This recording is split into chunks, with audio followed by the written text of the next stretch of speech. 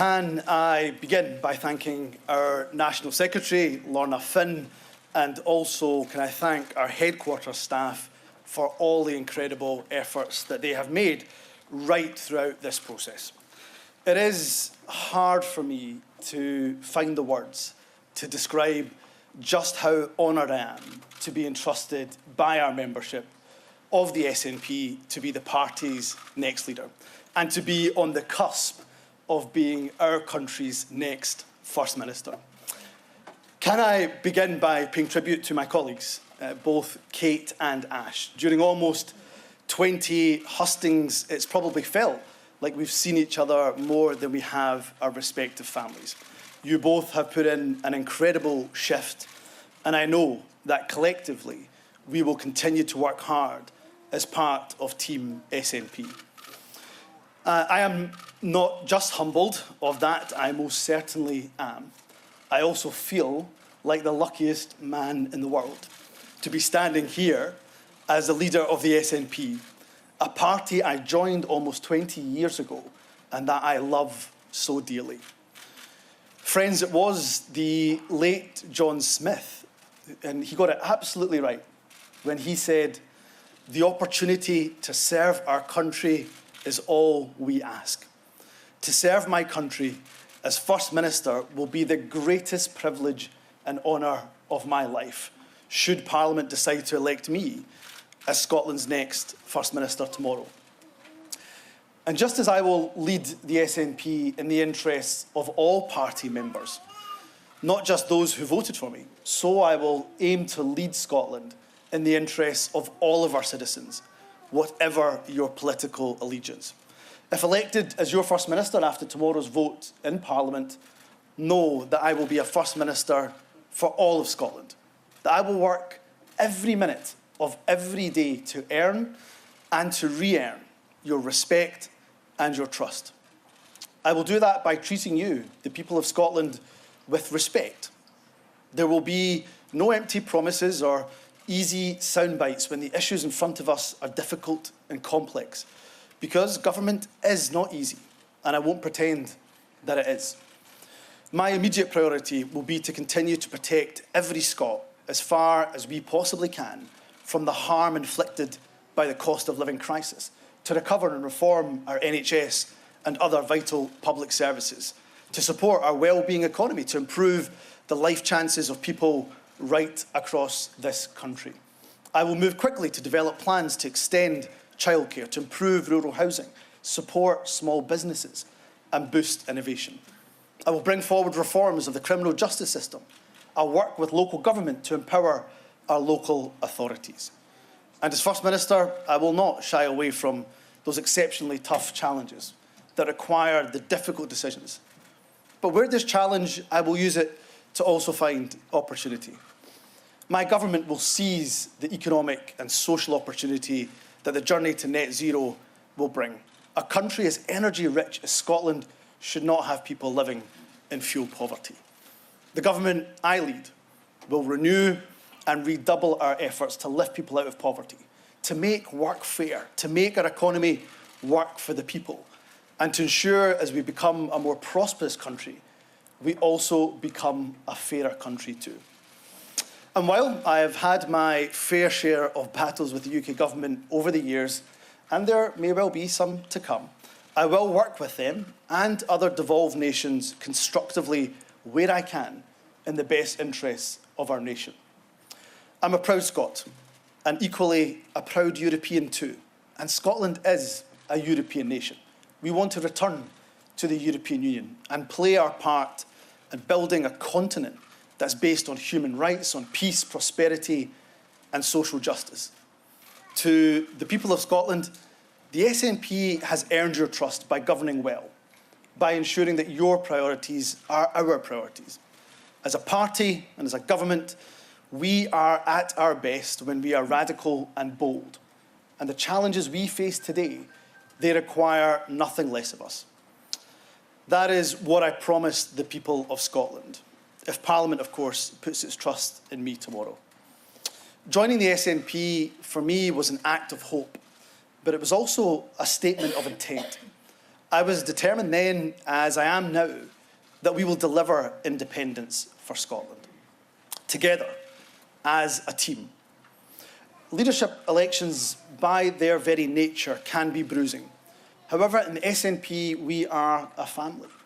Over the last 5 weeks, we may have been competitors or supporters of different candidates.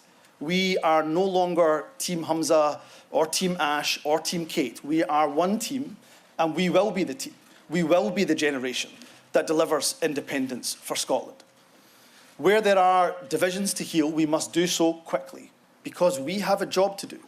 As a party, we are at our strongest when we are united. And what unites us is our shared goal of delivering independence for our nation.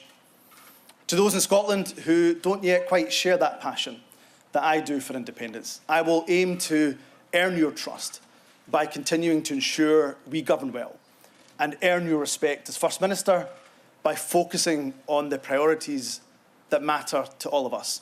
And in doing so, using our devolved powers to the absolute maximum effect to tackle the challenges of the day. And for those of us in this room and watching who do believe in independence, we will only win by making that case on the doorsteps. And my solemn promise and commitment to you is that I will kickstart our grassroots, our civic-led movement, and ensure our drive for independence is in fifth gear.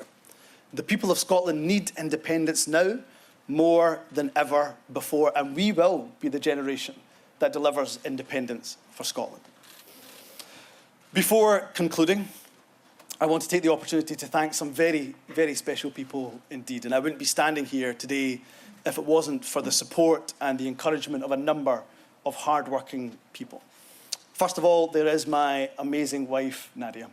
She is not just my rock, she is my compass, who helps to guide me through the most difficult times in life. There is no way, not a chance in hell, that I would be standing here if it was not for your love, for your support, and for your advice. Thank you for believing in me and for always being there for me. I will love you more, and I do love you more than words, more than the words that I can find to express. To my girls, this job will at times be all-consuming, I suspect, but know that there is no more important job in my life than being your dad. To Maya and Amal, you will always, always come first. To my mum, to my dad, to my sisters, thank you for your unwavering support throughout my life, for picking me up when I have been down and for telling me to keep going when at times I had my doubts. I'd also like to thank my phenomenal campaign team. You have worked day and night over the last few weeks to support me. You've all sacrificed time with your family and your friends because, like me, you believe in our vision of a progressive, socially just Scotland, and I will not let you down. A special mention to Neil Gray. He is quite simply the best cornerman I could have asked for. During the roller coaster of emotion that is any leadership contest, you have been by my side, and there is no way I would have made it to the finish line without your support. And to my good friend and colleague, Shona Robison, your wise counsel has been indispensable to me during this contest. To our now former leader, Nicola Sturgeon, and her deputy in government, John Swinney, thank you for your dedicated service to this party, to our country, and to all the people of Scotland. You have left me strong foundations to build upon. And thank you to my colleagues in both parliaments, across local government, and activists around the country who have been so supportive and so encouraging. I will ensure that I harness all of the talent across the party and across the country as I build that team that will take Scotland forward to deliver our nation's independence. From our brilliant MPs, led ably by Stephen Flynn and by Mary Black in Westminster, to our leaders in local government, as well as our exceptional group of MSPs in the Scottish Parliament, our Parliament has an array of talent right through its ranks. Our parliamentarians, our councillors, our activists, our members, all have a vital part to play on our journey to independence, as do our friends right across the independence movement. To have your confidence as I take on the role as SNP leader means so much to me. My final thanks is to my grandparents. Unfortunately, they're no longer alive to see this day, but I'm forever thankful that my grandparents made the trip from Punjab to Scotland over 60 years ago. As immigrants to this country who knew barely a word of English, they could not have imagined in their wildest dreams that their grandson would one day be on the cusp of being the next First Minister of Scotland. As Humza Yousaf worked in the Singer sewing machine factory in Clydebank, as Rahmat Ali Bhutta stamped tickets on the Glasgow Corporation buses, they could not have imagined, as I say, in their wildest dreams, that 2 generations later, that their grandson would one day be on the cusp of being Scotland's First Minister. We should all take pride in the fact that today we have sent a clear message that your colour of skin, or indeed your faith, is not a barrier to leading the country that we all call home. From the Punjab to our Parliament, this is a journey over generations that reminds us we should be celebrating and always celebrate the migrants who contribute so much to our country. This is what drives my commitment to equality, that will underpin my actions as First Minister. Thank you for the honour of choosing me to be your nominee to become Scotland's 6th First Minister. I will dedicate every waking moment to serving you, the people of Scotland. Thank you very much.